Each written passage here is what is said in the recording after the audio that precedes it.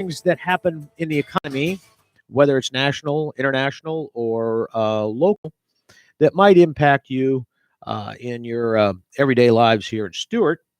And so it's kind of a not designed to be political, but of course, when you're talking economics, a lot of times it gets political because the different viewpoints, different economic viewpoints, support different economic and political theories, and so it's sometimes gets a little bit into the weeds on the politics side of it from time to time. But if you extract and look back and just kind of take a big picture, sometimes it it may be a little better a way to look at things.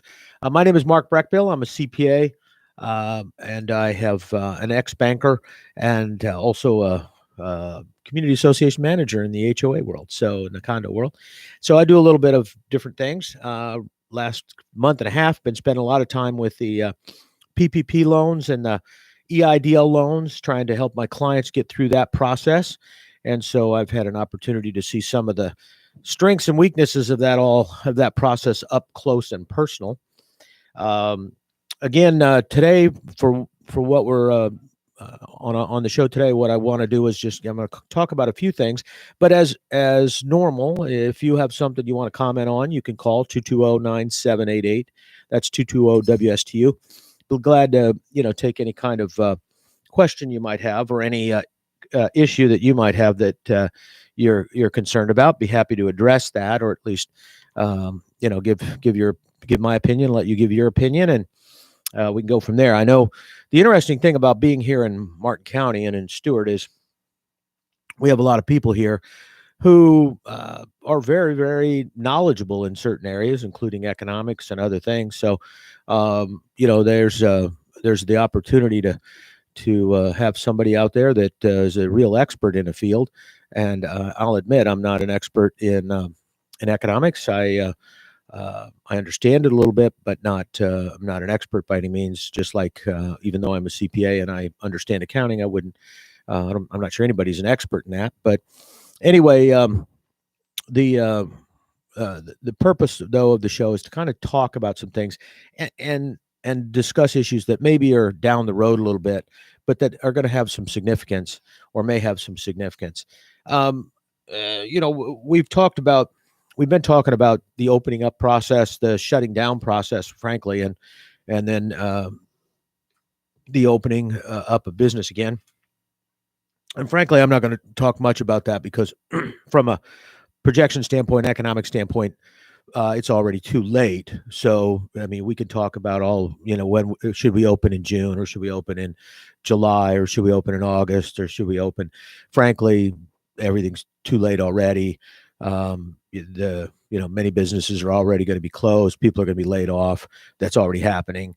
The unemployment number is not going to drop back down again. It's all basic, unfortunately, it's the basic economics of the situation. We successfully flattened the curve by stay at home, and that effectively flattened the economic curve. And when it did that, it unfortunately eliminated a lot of jobs that are not going to come back.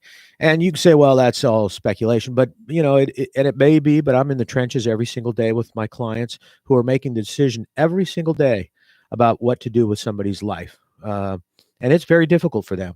And so when they make the decision to lay somebody off, it's not an easy decision. Some of these people are like family. Was it at one restaurant? The person's been there 20 years, and they're going to have to lay the person off because there's just not the work. And because we're not in season, there's not going to be the work. So, a lot of people think, well, we can just ramp back up. That's because they think that there's a lot of pent up demand. But unfortunately, based on where this hit and where you are in the United States, it's just the opposite. We had a lot of pent up demand in January and February in the season here, that people were ready to go to restaurants. They were getting their hair done. They were all down here, and now in May, those people are gone, are preparing to leave and are leaving. And so there's no pent up demand. It's just the opposite. We're going through the slow season when our restaurants and our shops and everything else barely made it anyway. And now they've got to try to they're going to try to go through it again. So, I think a lot of businesses, the owners are back where before they were hiring somebody to help them. Now they're trying to get by on their own without hiring anybody because there's not enough money to pay everybody. And so it's, it's a very, so economically, you just don't take an economy like the United States and smash it into the ground for 3 or 4 months and then expect it to pop up in 3 or 4 months. That just doesn't happen. I mean, there's just too many things out there that are not set up to recover, unfortunately. For example, how do you get everybody back working when the schools aren't open? So automatically, you've got to take one parent who either has to not work, or work from home and try to get their job done without getting fired at the same time that they're watching their kids, which is not easy, or spend the money to hire a private babysitter, which you may or may not be able to find one, but at the same time, and then try to teach their kids. There's a good article in the Stewart News. I know, it's hard to say that sometimes, but there's a good article in the Stewart News today about education and about the effect of this thing on education, and the amazement actually by the author that we can actually allow ourselves to do what we've done to our young people in terms of education. There's no way with the education we've got now for a 5-year-old, 6-year-old, 7-year-old, that they're going to get the kind of intensive education they need. So what we have is a spring summer slide. And we know if you look at the education world, in the nonprofit world, United Way looks at this stuff all the time. The summer slide does a tremendous amount of damage, and United Way spends a lot of money trying to get through the summer slide. Yet we created a summer slide starting in March.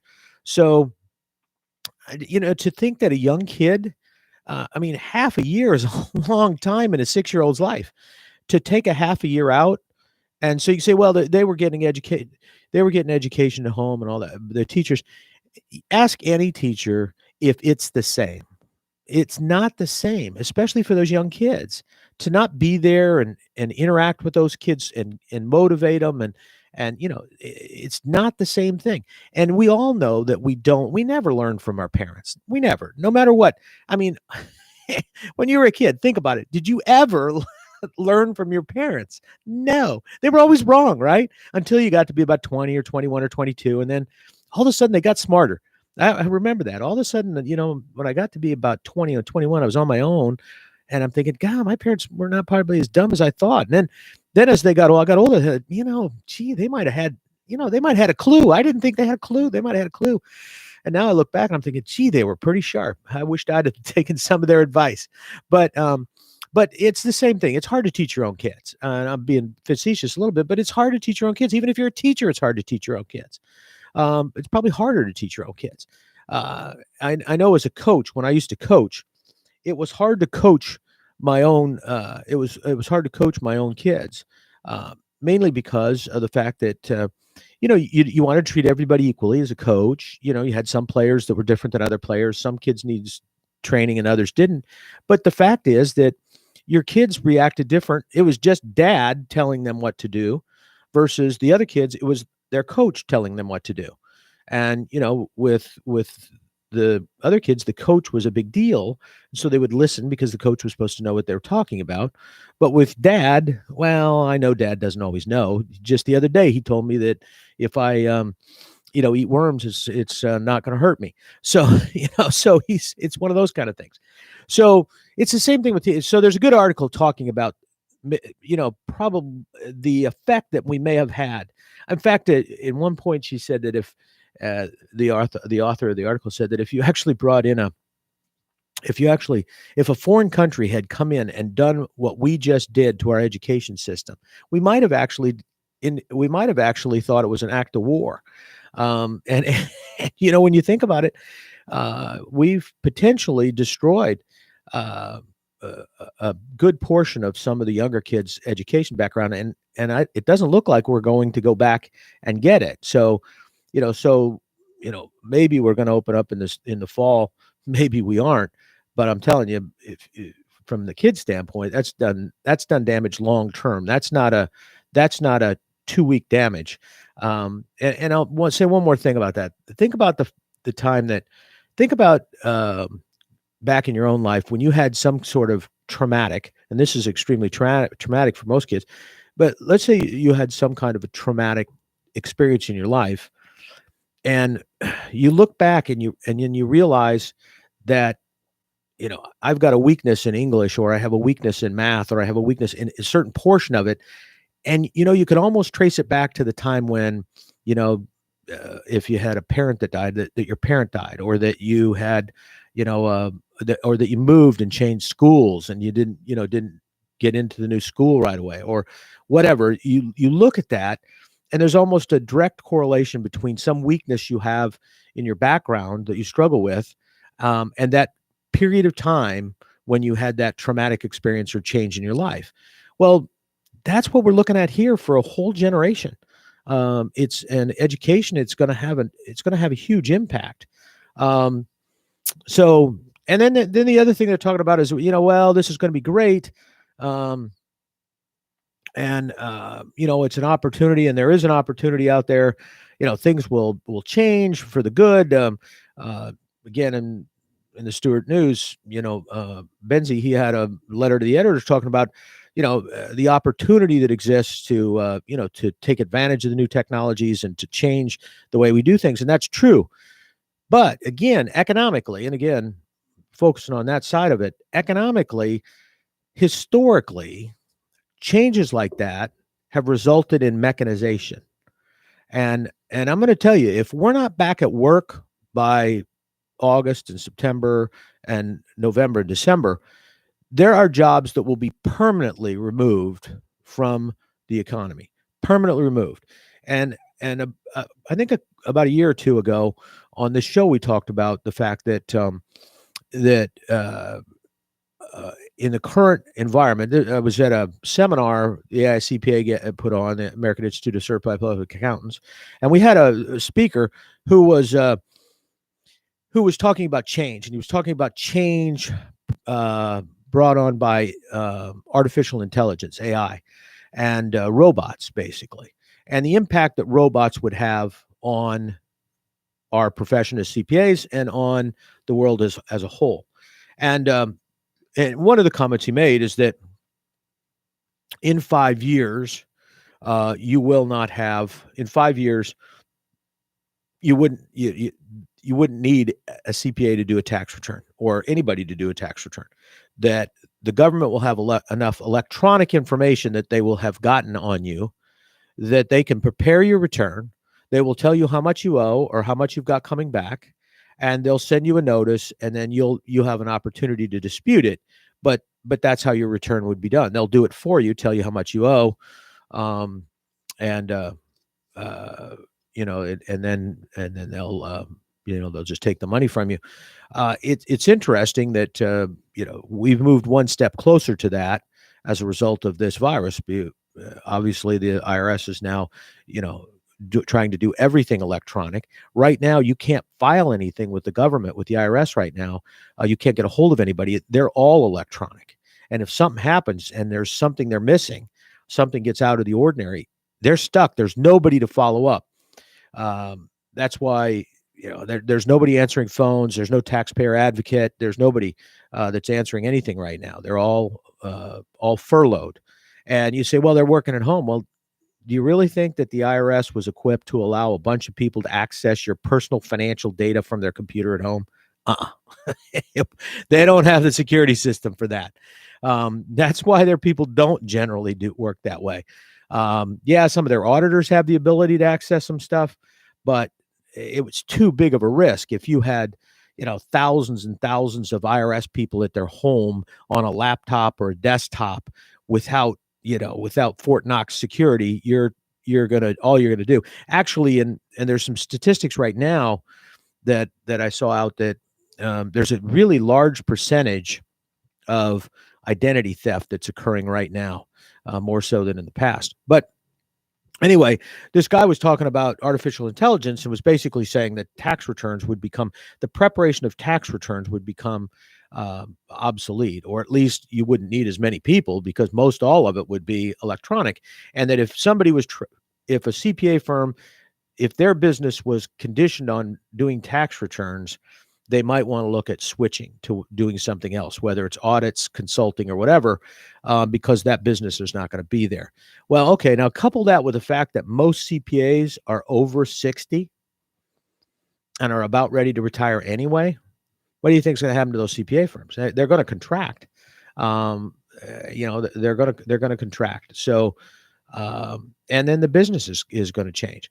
But what was even more shocking is that this same individual, and it was not his numbers; it came from another study that was done. But he indicated that something like I don't know, something like 48% or 52%, or it was just around 50%. I think it was a little over 50% of all jobs in the United States right then. Now, this was a couple years ago.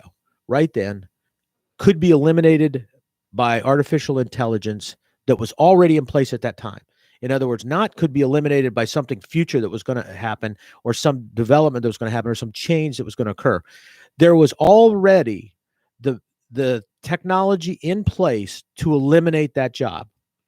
It just hadn't been implemented. Now think about that. Just hadn't been implemented. So you got 52% of all jobs in the US could be eliminated. So let's say that's an exaggeration. Let's say it's 25% of all jobs. Say it's 25% of all jobs. Well, still, if we have 25% unemployment because those people can't transition roughly to another area, we have a depression. I mean, that's the Great Depression numbers are 25%. So if you get 25% unemployment, you've got another Great Depression. So now here's the issue. If we're already got that kind of unemployment and you're the employer and those people aren't talking about coming back until, well into the year, then why do you need them? You've got to have people. You've got to start generating some income or you're out of business. So in the past, when you could sit there and not implement that technology, you didn't implement the technology. But you could do it, but you didn't need to do it. You were doing okay. But now, if you can't function without that job, and that job is now being done by a robot or somewhere outside the country, then, but most likely a robot. And this guy was talking robots. So what's going to happen to those jobs? I think they're going to go away. I think they go away. And you can say, well, people don't know technology, but people are forced to know technology now, and the technology is becoming easier. And you say, well, it doesn't apply in some areas. Let's look at fast food. How are you going to replace those people in fast food? Well, they already done that. How many go into any of them? Go into Taco Bell, go into McDonald's.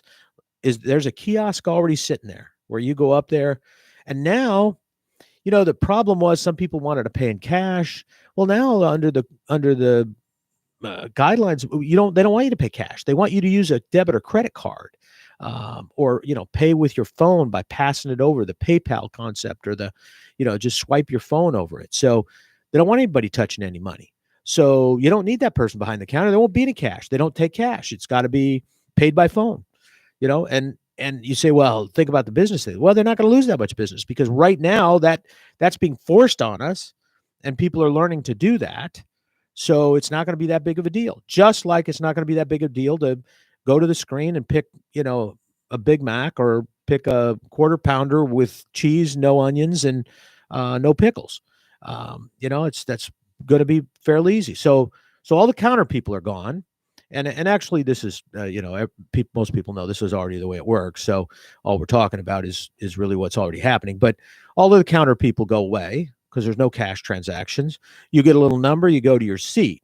Now, you say, well, the trouble is that you got to have somebody back there to cook the hamburger. Come on. They can't, they got to put it all together. So, yeah, maybe you got rid of the front staff, but you didn't get rid of everything else. Well, Yeah, you did, because right now, McDonald's, for example, and a couple of these other places are all working on automated equipment so that as soon as you place the order, it goes into the robot that then makes the burger, slaps it on there, does whatever's necessary, fries it up, puts the onions on. Whoops, no onions, no pickles. Put the cheese on and slap it on a bun. So what you've done is taken a position that was, I think, a little bit, required a little bit of knowledge, a cook.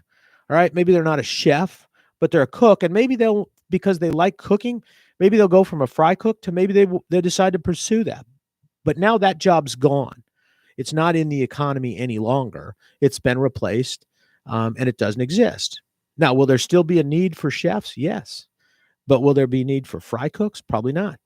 So will those fry cooks ever figure out they might have wanted to be a chef? Probably not. So what happens is you got rid of that. So now what do you have left in the store? You've got a person whose job it is to pick it up off the line when it's made and run it to the number that it's supposed to be taken to on the table, and then to clean up afterwards. So you've eliminated quite a few people. Now here's the other thing. In most cases, the person who's going to be managing all of that is not going to be a high level person, because you don't need to have or even a manager in training, because at that point that person isn't really managing people. They might have some technological skills. They may be able to fix the robots if they break, but most likely they'll just call the person that, they'll call the service company that services that region, and they'll come in and fix it or replace the robot. So that person isn't learning any skills. They're not learning any management skills. They're not learning any personnel skills or anything like that. And frankly, for many people, that was the first job. I mean, I look back, and I didn't work in fast food at the time. Age-wise, I was kind of too young, and all my friends got in before me onto the good jobs. But I did my first job was detasseling corn in the summers in Illinois. I mean, it was a rough, hot job. I fortunately got the job. It paid well. It wasn't a long time. It only lasted a couple weeks, but I got the job, and then I moved into a management job, and then eventually a field boss job over a couple, 2-3 years. And so, it was a good job. And I actually learned a lot, not about detasseling corn, although I do know how that works. But I learned it's not really that fun to be the manager. It's not really that fun to fire somebody.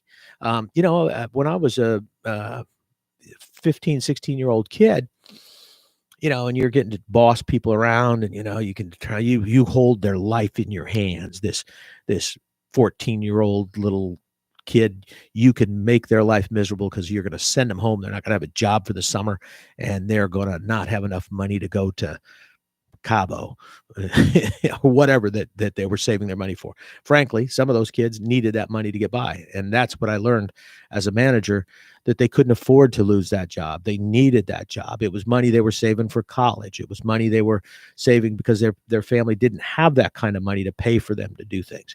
And so the first time I actually did have to fire somebody, it was a traumatic experience. And it actually taught me that it actually taught me in a later point, and when I supervised a lot of people, that I never really needed to fire anybody, because if you do it right and you actually counsel them with the intent that they can improve and save their job, they will figure out that either they can or they can't do that, and they move on their own because they know that they're not going to get it done.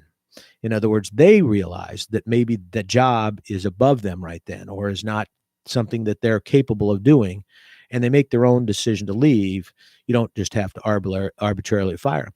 But it doesn't get any easier. It was just as hard to fire that 16-year-old girl that needed the job in the summer for detasseling. It's just as hard to fire that person as it was to have to let someone go who, had a wife and 3 kids and needed the job to make a living, or was a single mom and needed a job to make a living. So, it's a difficult thing, but we learn a lot of things in jobs that are going to be eliminated. And I think that's the reason they haven't been eliminated up to this point, is that I think business has learned that they need people, and they need people with people skills, and people develop people skills in jobs that aren't always management jobs. There's other jobs. Sometimes they learn from being in a position like the clerk, like the counter person at McDonald's. Um, but those jobs aren't going to exist. And I think there is going to be a fundamental shift, because if, already businesses are looking at what they're doing, and they're looking at how they're doing it. It's a lot of the restaurants can't make profit at 25% seating. So now they're starting to look at, well, maybe I'll just shut down permanently um, for everything but weekends. And then takeout, maybe. So instead of, and so, and think about it a minute. I mean, if, and people are starting to buy into that. They're saying, well, maybe I don't want to go out to a restaurant and sit out there and worry about somebody being closer than 6 feet, and somebody, who's prepared my food. And more importantly, how many people have touched it between the time it was prepared on the grill and was probably in good shape to the time it got to my table. And, the restaurants, I think, are doing a really good job of cleaning it up, as better than they used to ever do before. And how many people actually came down with a lot of severe illnesses from their restaurant? Not many, because if that happens, your restaurant was out of business, right? So it doesn't usually happen. But but it's the same concept, is that you get to this point where they start looking at that, and so people are starting to get to be more comfortable with with not eating out. Maybe just it's good to get the food out, but maybe I don't have to go sit there. Maybe I could bring it all with me. Interestingly enough, again, this was in the Wall Street today. Grubhub and Uber, I think it is, are one of those. They're proposing a merger, a stock merger, not a cash merger. And so they both see the potential, especially if they can eliminate their major competition, because they're now owned by them. Talk about free trade and restraint of trade. That's when we talk about the fact that there's maybe 4 of these companies, and you're gonna drop down to 2 or 3.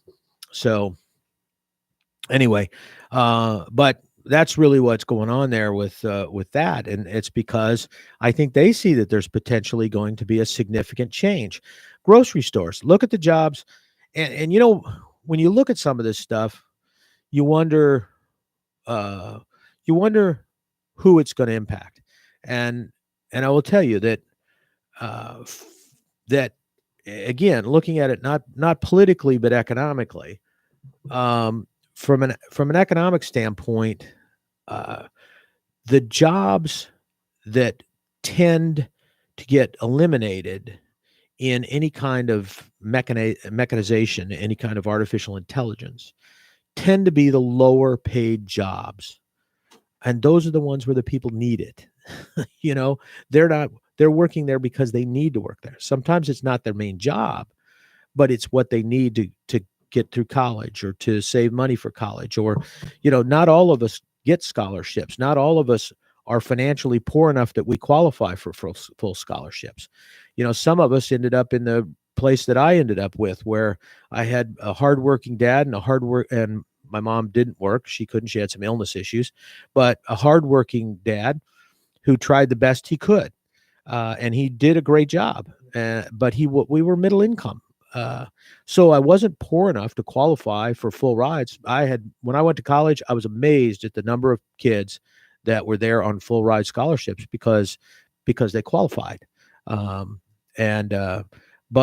middle income, you don't qualify for that. I got maybe one. I think I got a Pell Grant or something, and my grandparents gave me a gift for college, for high school graduation, to help with my tuition the first year. I worked in the dish room for 20 hours a week, every single week that I was in school. So I went to summer school so I could get my education done quicker, and didn't have as much, didn't have to stay there as long, didn't have as much overall cost. So, because it was cheaper, I could take more classes in the summer. So, that's the kind of stuff that happens. And those are the people that, it's sometimes the very base level jobs, those get hurt. And then the other thing is you know, is the middle income people who, you know, they have to have that second job or that little bit of income to make ends meet. And unfortunately, those jobs are going to go away. I tell you the other jobs that are out there, and again, this is purely economics, has nothing to do with politics, but there are a certain number of jobs in this world that people don't want to do, particularly not for the price that's being paid for it. It's a job that could be mechanized, but or some portion of it could be mechanized. So it just doesn't justify a high salary. It's a $12 an hour job. It's a 13, 10, whatever. That's not a job that's enough to live off of. You're probably working two jobs. So maybe you're working, 20 hours a week and at that job and 20 hours a week at some other job. And between the two, maybe you're getting enough total to get by, or maybe you've got a spouse that's working or somebody else in the household. But, right now, the jobs that are really at risk that frankly, I don't think we can go without are a lot of the jobs that are held by immigrants, and particularly illegal immigrants, if you want to call them that. And you can say what you want to say, but there again, they're not going to file unemployment, right? So they're not helped by the system. All the safety nets that are in there to cover those jobs that are being filled at that level, they don't have that option. And I'll give you a good example. You get pretty, and it's true with a lot of restaurants, but you look at this, and a lot of times the cooks and the dishwashers, some of those people in the back are either legal or illegal immigrants. And even if they're legal, they're all reluctant to have the government coming to their house because there may be somebody in the house that's not legal or whatever, and or it just may be they're afraid that the government would make a mistake and send them someplace even though they are legal. Gee, that has never happened, has it? Is it ever possible that maybe they'd make a mistake and send a legal alien back to Mexico or Guatemala? No, government would never do that. So anyway, bottom line is they're not going to go out and file for unemployment. So what's going on with right now is a situation that businesses can't get enough people to work in the restaurant industry. They can't get enough people to work out front as waitresses and all of that, because those waitresses can make $875 a week, almost $900 a week, almost $45,000 a year, staying home doing nothing. They don't have to risk anything. They don't have to be out. So why would they come back to work? And yet, as an employer, I've been given money by the government to pay them to work, and I can't get them to come back. So I can't hire them. So, so I can't get my loan money forgiven. I've got to borrow money to then pay the rest of the people because the government isn't giving me any money for this. So I've got to go out and borrow money. Well, you know what? If I'm 65 years old or I'm 62 years old, I'm not going to go $500,000 in debt or something to make it for another 2 years. I mean, I might as well just get out. Oh, geez. You think somebody's going to get out? Yeah, I think they are. But the problem is too, even if I pay those people, I've got to pay those people more than unemployment. But you know what? If I know the other people aren't going to file for unemployment, do I pay them? Why should I? I don't have the money. They didn't give me the money to do that. So, I don't have the money to pay them a raise. But so it's happening. This is day to day happening right now. You can watch TV and see all this stuff. I'm telling you, these are the decisions that have already been made or that are being made every single day while everybody's waiting around to hear what the SBA is going to do or how they're going to do it or whatever. These decisions are being made every single day. The decision about if I'm a business, I can't wait till August to find out if I'm going to be open in August. I can't wait until December to determine what's going to happen. I either have to make a decision to shut my business down and not come back, and maybe I can sell it, but probably not because there's nothing there to sell anymore. So I've got to decide: do I just retire, or do I close it down and get out, or do I just uh, am I going to dump a bunch of money in it and then commit to another 10 years to build it back up again? The ironic thing about things that are going on right now economically is I've talked to a lot of business owners that this year, January, was the best year, the best month they'd had, they were having the best year in the year before. But in January, looking back, it was the best January they had since the recession. And, it was going to be a great year. It was prior, they were going to get numbers that were above prior to the recession. And, they felt like they'd finally gotten back. And that was a big deal because a lot of businesses lost a lot of capital, especially small business. They lost a lot of capital that was in their business, and they were trying to build it back up, mainly so that they could probably sell it. They were trying to get to that level, and it wasn't there. And they finally got to where it was, where some business owners maybe could transition out and could start selling.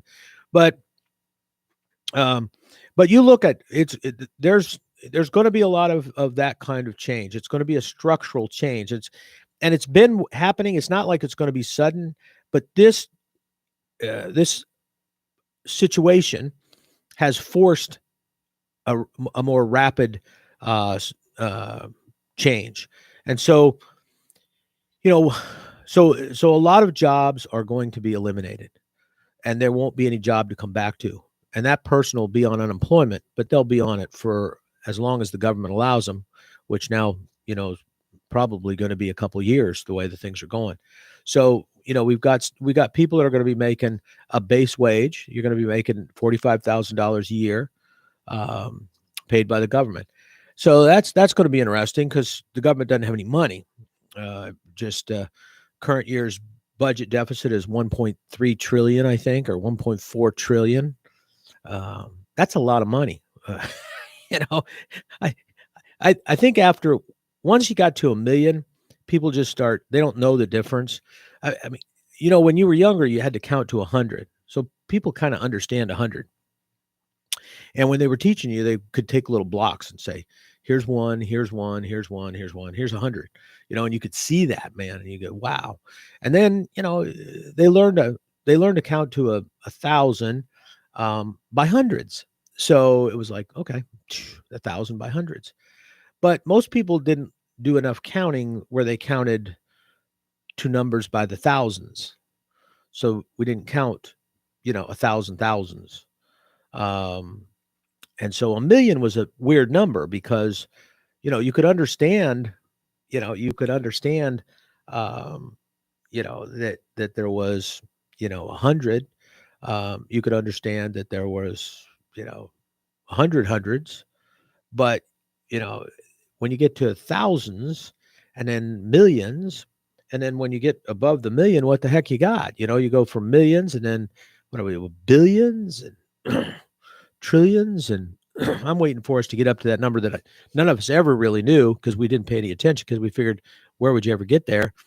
It was like infinity, but it was gazillions. I think somewhere there's gazillions and nanonillions or something. I don't even know what the numbers are that big. There's not a single calculator that will go that large. So when you get up into trillions, there's no calculator. That's when you're not into real numbers when there's no equipment that can even account for things like that. How do you add a trillion plus a trillion? If you wanted to add a trillion plus a trillion, or maybe 1.375 trillion, and you want to add that to 2.375 trillion, and maybe you can do that in your head. I guess it's not fair, but when you put those numbers out to the odd millions and billions, you don't have any way you can even add those up. Most people can't add them up by hand. It's too many numbers. So anyway, so the point is, we got this huge deficit. Somebody asked me the other day, who's going to pay for it? Well, I think most people think they know the answer to that. They think the answer is it's going to be the top 1%, or it's going to be the top 10%. But, that's not the answer. The real answer is it's going to be you, because anybody who's paying taxes right now is going to have to pay for this. And there's no way to avoid it. If you're paying taxes now, you're going to pay for it. And you're going to pay for it with most of your income because you're going to be in that wealthy group. And so, and many people already are. I've said this before, I always get upset with people who say, we're only going to tax the rich. And then they never define the term rich. Well, I got news for you. Rich, as defined by the IRS code, and that's all I care about because they're going to tax the heck out of me. So if they're looking at wanting to tax the top 10%, they're talking about taxing anybody who makes over $400,000 a year. Now you say, well, that's a lot of money. And you know what? If you get that in a paycheck, yeah, that is a lot of money. $400,000 in a paycheck is a pretty decent number. If I get $400,000 worth of business income, though, I don't get the cash to go with that. So $400,000 of business income isn't $400,000 in cash. It's probably $200,000 in cash. So at $400,000, let's say they're going to take away 50% of it. Let's say they're going to take away 60% of it, because frankly, the tax rates, if you base it on what happened during, the time after the Great Depression and all of those kind of things, and the last time, the tax rate's going to have to go up to around 80 or 90%. So pretty much the way it's going to work is anybody who makes over probably a combined income, if you're married filing joint, well, let's just do single. If you're single and you're making over probably 150,000, 125,000, you're going to be taxed at 80%. That's about where they're going to hit you. So let's say if you're a business and you made, $500,000 on paper, you're gonna pay tax of $400,000. Well, your cash is only $200,000, so you're gonna have to borrow money to pay your taxes. So where's that going to come from? It's the same thing about when some of the politicians talk about wealth taxes. Where do you get wealth taxes from? Wealth doesn't mean cash. How can you tax something that's not cash? I'm going to tax your car. Wealth is car. So if you've got a Bentley, I'm going to tax your Bentley. So what are you going to do? Sell your Bentley to pay the tax? The government learned a long time ago that if people don't have cash to pay their taxes, they will cheat. They will not report it, because if they don't have the cash to pay it, they don't know what to do. So if you create a tax system like a wealth tax that's based on tangible assets, not cash, like real estate, people aren't going to go out and finance their real estate to pay taxes. They're not going to go out and finance their real estate, or sell their real estate to pay the taxes. They're not going to do that. It's not like they can. It's not like stocks. It's not that kind of thing. These people that come up with these ideas think that everybody in the world has stocks. Trust me, if you're wealthy enough to have all of your net worth in stocks, you don't have it here in the United States. You got it offshore someplace. They're never going to find that money. You're not going to let it happen. If you're wealthy enough to have money in stocks and bonds, and you don't want to pay tax, you have it in municipal bonds. I had one client, cost him money a little bit in interest rates. He could have made more money if he hadn't done this. And there are times when you pay taxes and, it makes sense to pay taxes, but not if they're 80 or 90%. But I had a client one time, he bought all tax-free bonds that weren't subject to alternative minimum tax. He bought all of that, and so that he would pay zero taxes. And for a while, he had lived in New York. So he bought all New York state bonds. Lousy investment, by the way. But he did get to deduct the loss when they went bad. But anyway, so he didn't want to pay any taxes. And if you've got money, you've got that kind of flexibility. But I can't move my business. If I've got an active business, I can't move my active business offshore very easy. It doesn't work. I'm going to get taxed. I'm going to have other stuff. I can't do it. I can't operate offshore.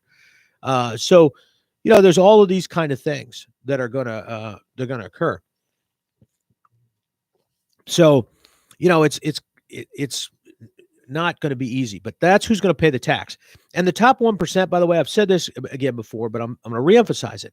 The top 1% are not your athletes. They're not Bill Gates. Yes, From time to time, that's, for most of the time, that's Bill Gates. But he gave all his money away to charitable foundation.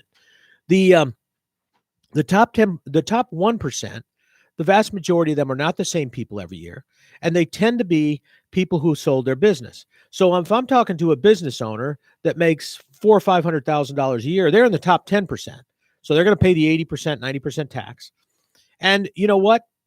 When they sell their business, the government's going to confiscate 100% of that. Now you say, well, that's not fair. They built that business up. Its value was created over 40 years. Yep, that's right. And in 1 year, the government is going to take all of it. They're going to take it all away from you because you made too much money that year. And that's the way it works. We don't have income averaging anymore. There's none of that.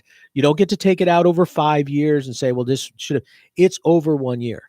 So it's gonna make a difference, and it's gonna hurt. So anyway, I think that that's what I wanted to talk about this morning. Is some of the things that I wanted to talk about this morning. I guess the other thing I wanted to mention, I'm running out of time, is what we're going to do, and I think you need to be focused on the horizon, because in the short run, there's not much you can do. Right now, there's nothing you can do. We're already well past what. Everybody's done what they can do, and and they'll try to hold on. If they can hold on, they'll make changes that they're going to make. But from an economic standpoint, we need to plan out. And right now, you're looking at the Great Depression. So you kind of have to look at what you're going to do to recover from that. Hopefully, it'll be a short Great Depression because of how it was brought on, and it'll actually be a good thing, because it'll actually reset the economy, change the way we do business, get rid of some of the weak players that shouldn't have been in there anyway, like the banks that were mucking everything up, and survive the last one because they were artificially preserved. All of that stuff will reset. And, in the long run, that'll be a good thing. In the short run, that'll be extremely painful. And you need to look and see what needs to be done. Now, there's an alternative. We may not get a depression. If we go socialist, we will get hyperinflation. That's how socialistic governments get rid of their debt. What they do is, instead of bankrupting out, which is a depression, they actually just make it worthless you get 300-400% inflation.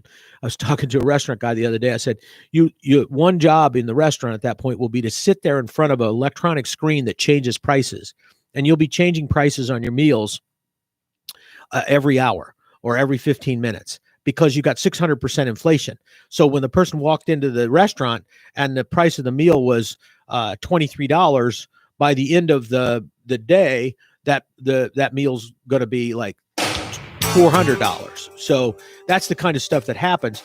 And so then what eventually happens is that the currency gets devalued. So the dollar isn't worth $1 anymore. It's worth 25 cents or 10 cents.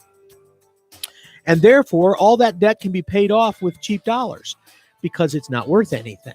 So that's how it all takes place. And so we'll talk maybe next week a little bit about what happens between, what are the alternatives to come out of a financial devastation like we have now, depression, inflation, hyperinflation, or depression, how that all works economically, and maybe talk a little bit about Keynes, because he's coming up more now than ever before, and there's a lot of misunderstanding about his philosophies. Anyway, thanks for joining us here on Treasure Coast Solutions every Wednesday, 9 o'clock, right here on WSTU Digital 1450, Martin County's Heritage Station.